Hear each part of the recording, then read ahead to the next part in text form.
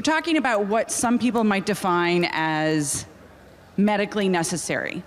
Let me give you an example of something that for a decade was not deemed medically necessary. For me, personally, I had multiple abdominal hernias. I had a separation of my abdominal muscles that was 4 inches across, so that my intestines, if I sat up, would actually protrude into my abdominal cavity. I had a stage 5 uterine prolapse for 12 years. I was told by doctor after doctor that the procedure to help me try to repair my core stomach muscles that could help me prevent further uterine prolapse was not medically necessary. I tried, and I have fantastic insurance. I am so lucky to have had 3 healthy babies. I had 3 incredibly large, healthy babies. My largest baby was 10 pounds, 5 ounces. That is not something that your body can recover from without some sort of impact. But for over a decade, my doctors and surgeons said, nope, not medically necessary. Just try to exercise. Every time I would exercise, I would get hurt. I was running marathons, and I was getting hurt over and over again, because if you know anything about activity and physical movement, if you don't have a stabilized core, you are almost guaranteed to be injured.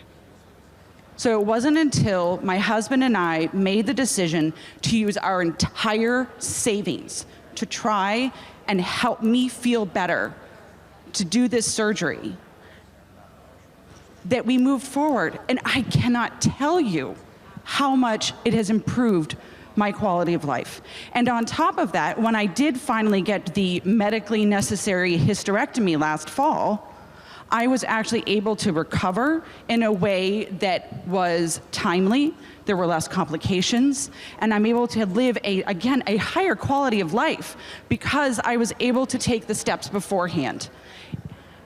If we had not used our whole savings, if we had had to take out a credit card and incurred this debt, and then something changed that we weren't expecting, what if we had to get a new apartment? What if one of our cars broke down? What if something else happened and we needed to apply for something that required credit? That would have prevented us from supporting our family if we had been dinged on our credit and been not able to take out the costs that were necessary. We're not talking about Pelotons and hair plugs. We are talking about medical procedures that oftentimes the medical community deems as unnecessary because of who they are addressing and what they are addressing.